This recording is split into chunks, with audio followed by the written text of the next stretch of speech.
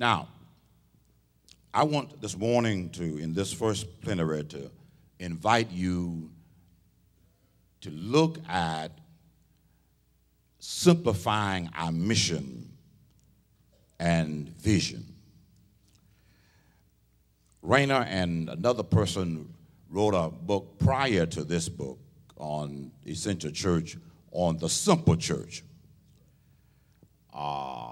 And the argument there is that the church tends to become too complex and too busy about a lot of things that do not matter.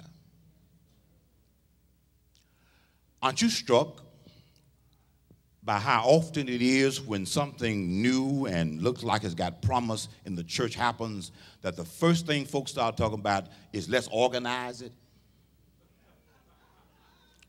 Let's get some structure. Let's see who's going to be the president of it and the vice, secretary, and treasurer. Isn't it amazing that we're scared of the movement, that we want to concretize it with structure? In other words, I want to make sure I snuff the energy out of it before it gets too far down the road. Because we don't like a dam that's broken loose. And ain't nobody there to help put the water in place.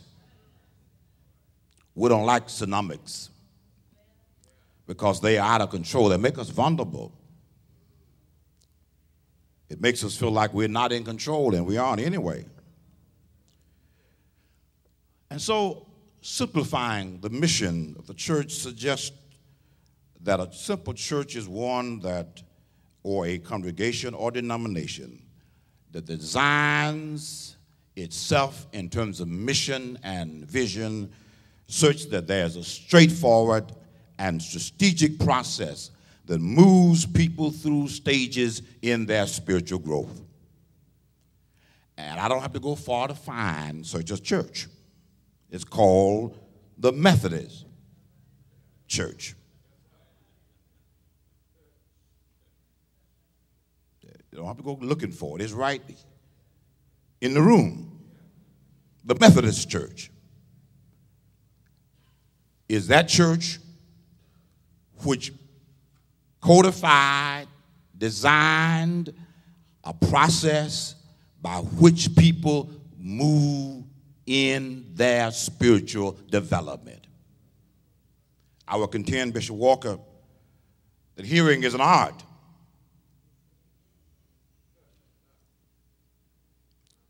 And in fact, to hear at certain levels require not only a gift, but training. One of the reasons I've been told I cannot sing is because I don't hear well. The rhythm, the beat that's required. Now, if I'm singing along with somebody else, I can sing fairly well. But to ask me to lead it,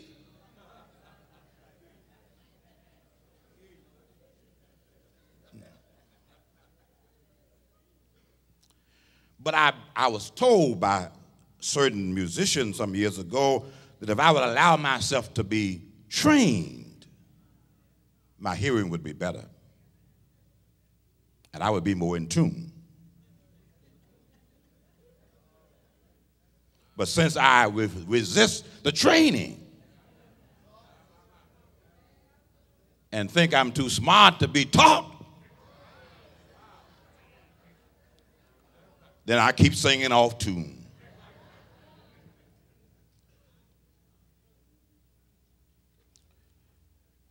A simple church doesn't mean that it's ignorant, does not mean that it's not profound.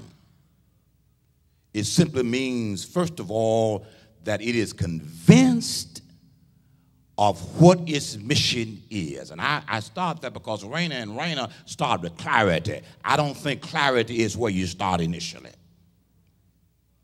I'm contending, and I heard that in the presentation by Bishop Walker this morning in Bible study, that our problem is we aren't convinced this works.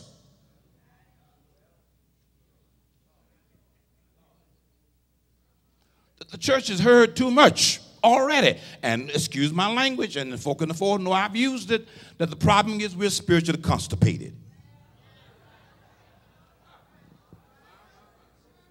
We've heard enough. We just can't deliver. We're overturned. We're pregnant. And our due date has come. Our labor pains are there.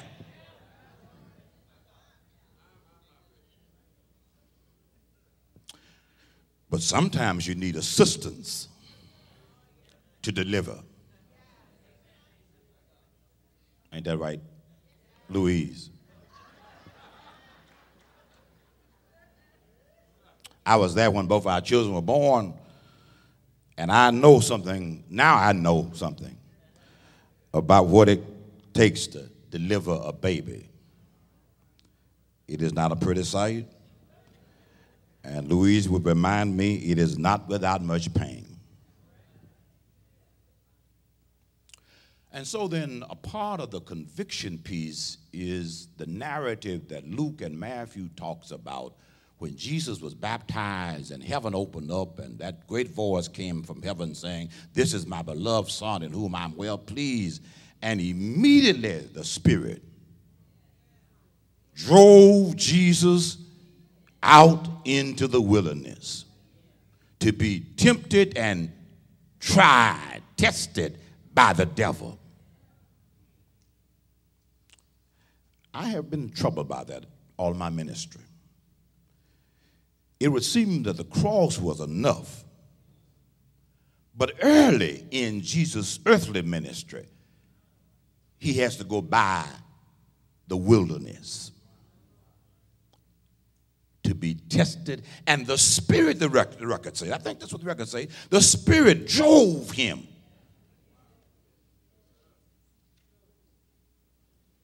That's a mean spirit.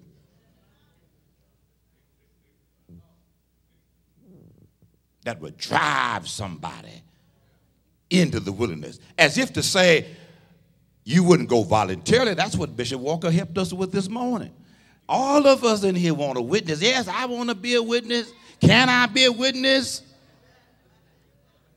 It reminds me of times I've done leadership workshops. And people are sitting there, and leaders of the church, and the question is posed, how many of you all are leaders? And one or two hands. It's like asking folk, how many of you are Christians? Trying to be, want to be, hope I am, maybe. But the conviction is not there. And that's part of what happened with Jesus being driven into the wilderness, in my opinion. The temptation for Jesus was, on the one hand, an opportunity for him before he went too far to clarify his work as a Son of God and Son of Man. So I contend that conviction and clarity must go hand in hand. If I am to clarify my mission, clarify my vision, I must also go by way of the wilderness. And, of course, the church, like all institutions, is reluctant of wilderness living. Even though we're in it, we do not pretend to be. We find ways to insulate ourselves from wilderness living. The temptation story also was a way for Jesus to identify himself with his heritage, his Jewish and Israeli heritage. Like Israel, Jesus was led by the Spirit into the wilderness. The testing and tempting of Jesus was equivalent to Israel's tempting and testing journey in the wilderness. You recall one of the first things Israel had to do with was sustenance, bread. Exodus 16:15 solves that problem momentarily. When the manna falls down, the children of Israel are given bread. You recall the time when they complained they needed water. And Moses takes his instrument and hits the rock, and water comes forth. Because in the church, we too are struggling with the bread-water issue. The first thing some pastors and lay people in churches say to me as a bishop is that we cannot raise our budget. That's a bread question.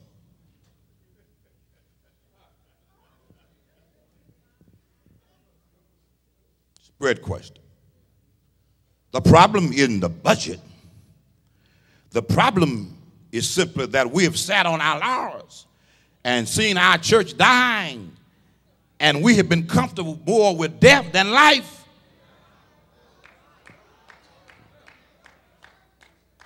We do more in equality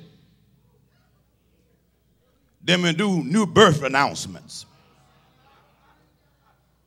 Watch at our rituals. We spend a lot of time celebrating the dead.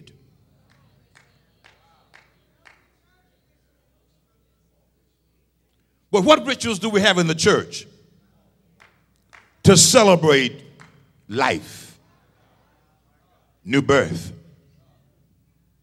In fact, I contend most of you in this room are not genuine CMEs. You joined the church. You perhaps were baptized in the church. But how many of you been confirmed?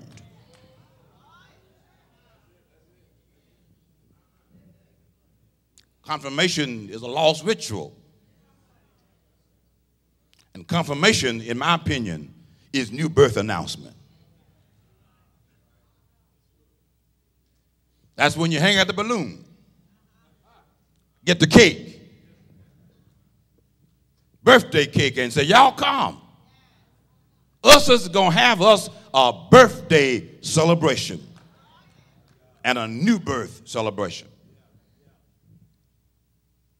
So then our challenge is to think seriously about what we're doing. Jesus connects up with his heritage through raising the bread question, through the issue of who's going to be the Lord of his life, as was Israel in Exodus 17, verse 17, and by the issue of idolatry.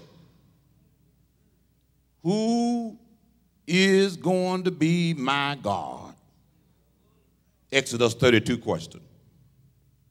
The same challenge Jesus faces in the wilderness. And I contend the church on its way to being essential must go that way. The temptation story of Jesus' narrative, in my opinion, narrates or mirrors rather the conflict that is the church's conflict that I hear Bishop Walker raising with the Revelation passages. This ordeal between Satan and God, and partnered with people in the church. We are always in contention with the reign of God versus that of Satan. It's an ongoing conflict.